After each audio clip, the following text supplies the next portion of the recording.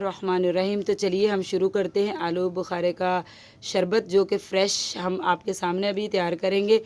तो मैंने आलू बुखारे थे उनको ऊपर से छील के उनके छिलके हटा दिए हैं, और ये मैंने जो है इसको काट लिया है। तो अब मैं आपके सामने जो है ये तकरीबन मैंने 4 से 5 अदद आलू बुखारे लिए, जिनके मैंने छिलके उतार के इनको कटिंग कर लिया है। तो बिस्मिल्लाहिर्रहमानिर्रहीम। तो हमने लिया है जग, और जग में मैंने ये सारे आलू बुखारे जो छीले हुए थे ये डाल दिए हैं। तो अब मैं लूँगी 2 टेबलस्पून में लूँगी इमली का पल्प।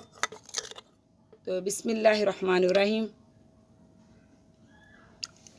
ये मैंने 2 टेबलस्पून लिया है इमली का पल्प, और 1 टेबलस्पून हम लेंगे शुगर,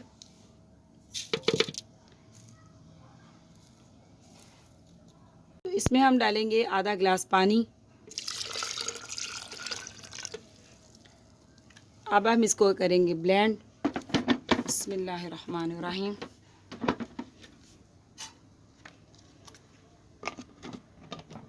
बिस्मिल्लाहिर्रहमानिर्रहीम।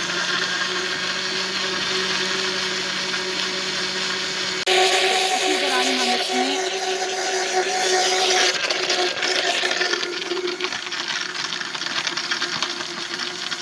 माशाल्लाह हमारा जो है आलू बुखारे का फ़्रेश जूस जो है बन के तैयार हो चुका है।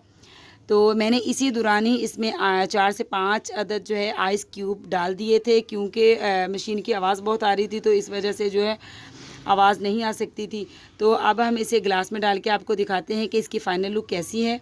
माशाल्लाह माशाल्लाह, अल्लाह ताला की रहमत और बरकत से हमारा जो है आलू बुखारे का फ़्रेश जूस बन के तैयार हो चुका है। ये समर जूस है, बहुत ही मज़ेदार और बहुत ही खट्टा मीठा बनता है। इसमें इमली का पल्प भी है और आलू बुखारा फ़्रेश है। इसमें इसी दौरान ही मैं 1 चुटकी काला नमक ऐड करूँगी। काला नमक इसमें बहुत ही मज़ेदार लगता है, तो इसको जब आप पीने लगे तो काला नमक आप इसमें 1 चुटकी ज़रूर डाल लें। तो देखिए माशाल्लाह, आप बताइएगा मुझे जब आप बनाइएगा तो आपका जो है आलू बुखारे का फ़्रेश जूस कैसा बना। तो आप मुझे भी बताइए कि मेरा जो फ़्रेश जूस मैंने बनाया आपको सिखाने के लिए ये कैसा लग रहा है, और ज़रूर ट्राई कीजिएगा, ये बहुत ही मज़ेदार होता है। दुआ में याद रखिए, और मिलती हूँ आपको नेक्स्ट रेसिपी के साथ। तो अल्लाह हाफिज़।